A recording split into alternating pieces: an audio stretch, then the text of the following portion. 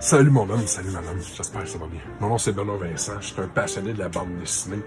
Je te parle en français pour te parler de BD qui sont juste en anglais, en passant. Il y a des titres disponibles, bien sûr, en français, mais pas ceux-là. T'es-tu prête? On est mercredi, nouvelle journée de la BD. Premièrement, Ghost Rider et Wolverine font qu'un, avec la fameuse couverture Frank Miller. J'ai essayé de me trouver des belles copies. Ça, c'est la deuxième partie de l'histoire. J'ai commencé à regarder ça. Vraiment cool. J'ai tombé en amour quand j'étais jeune avec Heart of Darkness, ce qui était Wolverine, Ghost Rider et The Punisher. Dans une aventure qui était complètement fantastique, surréaliste. Puis il avait réussi à mettre les pièces de puzzle pour que ça marche. Fait que je t'en joué. Parce que là, on est dans le très surnaturel. Puis la fin la première partie du livre, c'est vraiment c'est Wolverine qui mène l'aventure. Plus souvent qu'autrement. Puis on découvre pourquoi qu'on peut amener du magique ou dans l'histoire. Fait que ça, c'est très cool. Deuxième, c'est Death of the Venomverse. Première apparition de Kid Venom. J'étais allé voir les images, c'est très court, c'est très très bref à l'intérieur du livre. J'aimerais ça, que l'histoire soit bonne. Moi j'aime ça, là, une sauce à la Stan Sakai, Stan puis Julie Sakai ou bien Peach Momoko. Très manga-like les images. Fait que honnêtement, moi je suis encouragé. C'est un univers que j'aime découvrir, surtout quand c'est des personnages où est-ce qu'ils mixent un peu la sauce. Ça nous donne les mêmes éléments, mais vraiment d'une façon différente. Les séries de Peach Momoko étaient vraiment très très bien réussies. Fait que c'est pour ça que j'ai pris ça, entre autres, en passant. Parce que c'est la première fois qu'on voit Kid Venom. Spider-Man numéro 11, Legacy 667. Je te parlais de Peach à l'instant. C'est le variant cover. Puis à l'intérieur de ça, c'est la fin, dans le fond, d'une book.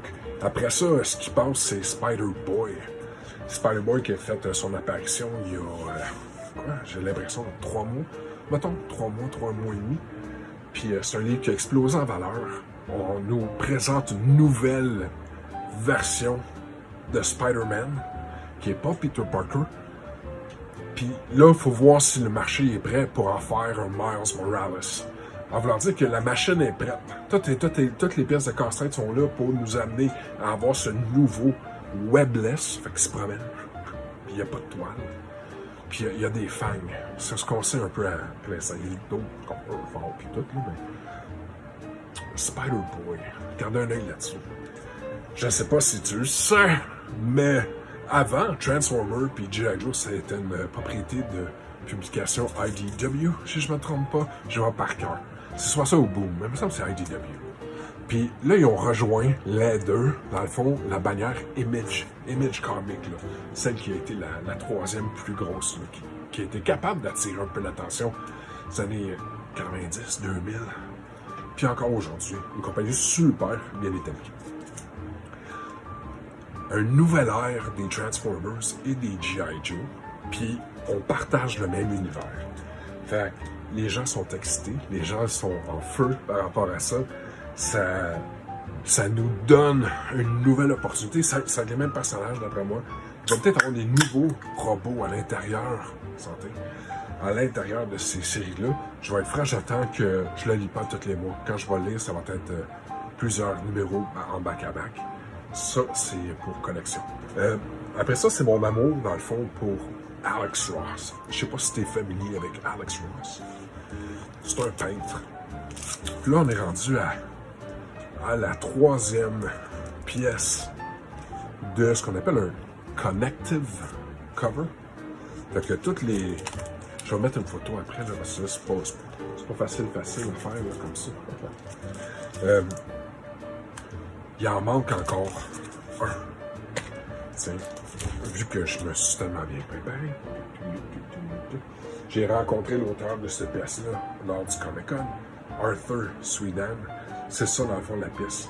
Puis c'était la gamique des années 90. Alors, je pense que j'ai 97 en tête, mais peut-être que je me trompe, là. Quand que Jim Lee, au crayon, et Chris Claremont, à l'histoire, qui est le père figuratif des X-Men. Chris Claremont, c'est lui qui a écrit pas les premières ça, c'est Stanley, mais les plus grandes aventures, c'est signé Chris Claremont. Fait que cette œuvre-là, que tu as vue ici, c'est une que j'aime beaucoup. Toutes mes X-Men favoris sont là. Et là, j'ai l'opportunité d'avoir une édition peinte. Fait que, en passant, j'en ai d'autres éditions de cette image-là à l'intérieur de ma collection. Ça, c'est ce que j'avais à portée de main. Il y a des pièces qui deviennent significatives comme ça. J'aime particulièrement cette image-là parce que quand j'étais tout petit, ben mon père, j'avais dit « Hey, il y a X-Men 1 qui sort, peux-tu aller le chercher? » Puis il m'a donné des sous. J'étais allé chercher les sous, puis j'ai acheté les 4 titres back-à-back. Mon père, il aimait lire mes livres, lui aussi. Quand j'en venais à la maison, mon père avait tout le temps du plaisir à lire mes comics. Quand il me voit sortir, puis je lui montre les connecting covers, puis là, il dit « Oh, wow, mon Seigneur, Benoît, c'est mon fils, Benoît, c'est donc bien hâte. » Puis là, il se rend compte qu'à l'intérieur, c'est la même histoire. C'est bien tonton. C'est quoi, c'est juste les couvertures sont différentes. T'as pas 4, là. Hein? Il comprenait pas ça. Lui, là, je venais de la perdre. Fait que c'est ma première variant cover story, d'après moi. C'est la plus ancienne que je me souviens. Par la suite, j'ai... ça, c'est quelque chose que j'ai acheté pour lire. Acheté pour lire, ça... C'est une publication de Image Comic, on en parlait un petit peu tantôt. Ça s'appelle Do a Powerbomb. Colin, j'ai-tu les...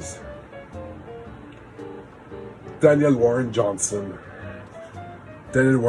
puis Miles Spicer. Do a Powerbomb. J'étais un grand fan de Loot, right? Et j'avoue que j'ai le numéro 1. J'ai lu une partie du numéro 1 puis j'ai fait « Oh my gosh, this is so my jam ». Fait que j'attendais avec impatience. Oh yeah, that's the stuff. J'attendais avec impatience ça, c'est le genre d'affaire que tu lis en un après-midi. Oh, que ça va être très agréable. Ça va être un univers très, très coloré. Haute en impact. C'est my kind of stuff. Fait que ça, et éventuellement à consommer. Parce que l'affaire qui arrive, c'est pas tout le temps tout le monde qui se rend compte, mais il y a des trucs que tu peux te permettre que ça reste sur la tablette. Right? Tu regardes ça. Lui, j'adore Black Panther. À la limite, Black Panther, je l'ai tatoué sur ma peau. Mais ça, c'est un livre que ça faisait déjà longtemps qu'il était sorti, qui avait été publié. C'est les premières grandes histoires écrites de Stanley puis de Jack par rapport à Black Panther. Fait que ça, ben, je le sais que je peux l'avoir pas à rabais, mais si je suis patient et je suis capable de le mettre, je ne paierai pas cover price pour le livre. Puis c'est pas un livre qui va prendre énormément de valeur. Parce que là-dedans, il y a des affaires qu'il faut t'acheter quand c'est le temps. Dans cette veine-là, je te présente The Immortal Hulk avec la couverture peinte de Alex Ross. Est-ce que tu vois que ça se ressemble? Ça, c'est un truc que tu achètes tout de suite. Je suis convaincu que ça ne passera pas la fin de semaine. Les publics, ça va partir tout de suite. Fait que je suis très content d'ajouter ça. C'est 1 à 50 plus 0. Fait que, tu sais, j'ai à peu près 60 comics à l'intérieur de ça. On faisait le calcul rapido tantôt, là, puis si je les avais tous achetés, là, avec là, c'est sûr que la valeur n'aurait pas été la même, parce que c'est un livre qui est critically acclaimed. Si ça t'intéresse, je peux aller fouiller pour savoir c'est quoi. Parce que j'ai essayé de rester le plus loin possible. Parce que c'est un œuvre que je veux lire. Ça m'énerve, ça m'excite, ça me stimule parce que... It's the Age of Monsters. C'est l'ère des monstres. And no one is stronger than the Hulk. Fait ouais, je me suis pris ça. J'ai pas manqué mon. Fait que ça ressemble un petit peu à ça, mes livres de cette semaine. J'ai hâte de mettre les livres là-dedans. Puis sur ça, j'espère que je vous ai pas trop dérangé avec ma collection de bandes dessinées. Je te dis à bientôt. Je vais en faire une édition, version en anglaise. Puis, that's all, man. J'espère que ça va bien aller. Bonne lecture. À bientôt.